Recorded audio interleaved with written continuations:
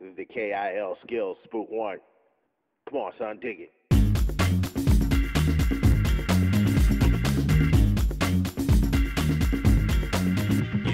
Bonjour, je m'appelle Nicolas Bergerot, je suis l'un des deux frères cofondateurs de l'Atelier des Chefs avec mon frère François. J'ai 45 ans, je suis marié, j'ai 4 enfants et l'Atelier des Chefs est une création qui a 9 ans puisque l'Atelier des Chefs est né le 12 juillet 2004. L'Atelier des Chefs, c'est très simple, c'est le meilleur moyen de se remettre ou de se mettre à faire la cuisine. Notre constat était de voir que pendant 30 ans, les gens avaient oublié d'apprendre à faire la cuisine ou bien considéré que la cuisine était une corvée.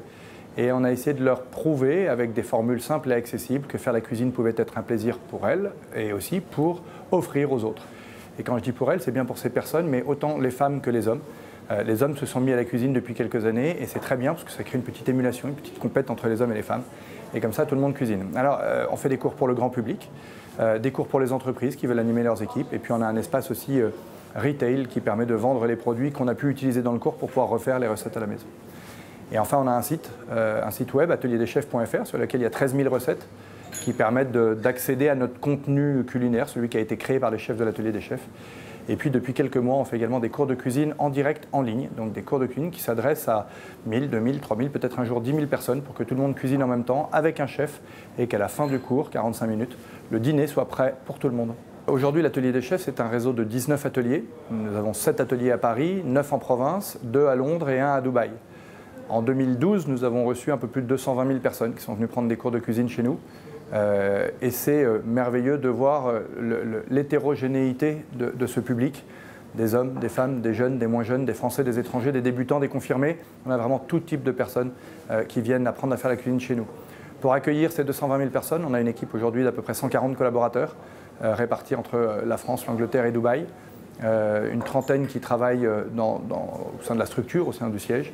Et puis l'essentiel des forces de l'Atelier des Chefs se trouve dans les ateliers pour accueillir nos clients au quotidien, dans une expérience, dans un moment qui doit rester inoubliable et dont il faut absolument que les gens aient envie de la renouveler. Sur les 16 ateliers que nous avons en France, 3 sont en franchise. Tout le reste, ce sont des structures en propre.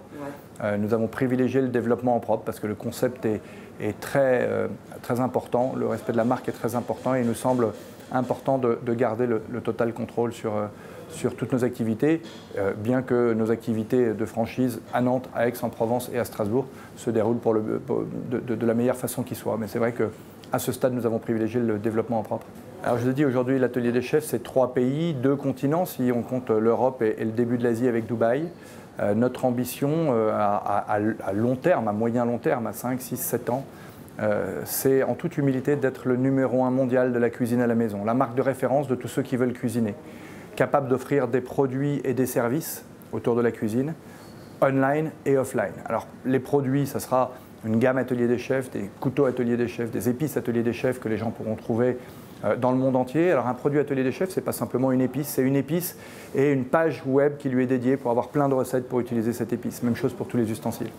Donc des produits, des services, parce que ce sont évidemment les cours de cuisine pour particuliers, pour entreprises. On fait aussi de la formation professionnelle, on fait aussi de la reconversion professionnelle avec plein de gens qui ont envie de se lancer dans la restauration, qui n'osent pas et qu'on va conforter dans leur choix.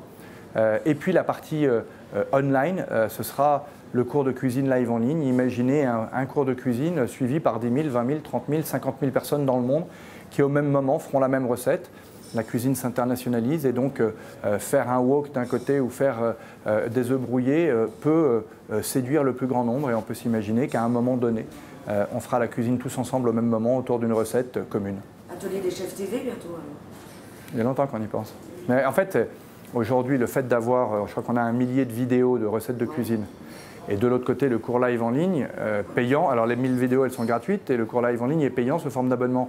On a une sorte de Canal+ de la cuisine. Il y a du en clair et puis il y a du crypté avec un service supplémentaire. Le service supplémentaire, c'est que vous avez un chef qui est en direct avec vous, vous pouvez lui poser des questions, qui vous répond à vos questions. Il y a un truc amusant, vous posez votre question en disant, voilà, je n'ai pas trouvé d'estragon pour faire par quoi puis-je la remplacer. On va afficher à l'écran, Catherine demande par quoi remplacer l'estragon et le chef va répondre, Catherine, vous pouvez remplacer l'estragon par du persil, n'hésitez pas à varier. Une espèce de personnalisation du service qui est absolument extraordinaire. Une anecdote qui était trop marrante, on faisait un gâteau avec une chantilly Et puis, il y a une jeune femme qui met sur le chat, enfin, on imagine que c'est une jeune femme, il y avait un prénom féminin, un pseudo féminin, et la jeune femme dit « Je comprends pas, ma chantilly monte pas ». Bon, on allait envoyer la question au chef pour qu'il lui explique pourquoi elle montait pas. Et avant même qu'on l'envoie au chef, il y a un jeune homme, en tout cas un pseudo masculin, qui lui dit « T'es une fille, t'as dû acheter de la crème légère, c'est pour ça qu'elle monte pas ». Alors la fille dit « Bah ouais, c'est vrai, mais alors sniff, j'aurais pas, en langage SMS, sniff, j'aurais pas de chantilly ». Alors le gars lui dit « Bah si tu veux, moi la mienne elle est bien, donc si tu veux, je te l'apporte ». Et la fille dit « Bah je veux bien, mais t'es où ?» Alors le gars dit « Je suis à Brest ». Et puis la fille a dit « Je suis à Toulouse ». Bon, c'est toute la magie de cette espèce de moment qu'on vit ensemble qui fait oublier les distances, qui fait oublier le fait qu'on n'est pas physiquement au même endroit, mais comme on vit le même moment, eh ben on vit une expérience commune. Et ça, c'est fabuleux. I make it raw and rugged, I make it rough for the MCs following me. I make it tough for the fans that are following me. I got enough rhymes and beats to take us all night until the dusk. Getting blazed off the joint like you're taking a puff. Kid, my shit don't make you crazy like you're blowing the dust. You pop Chris, I'ma drop, did it? And then you say, damn, I can't believe he just did it.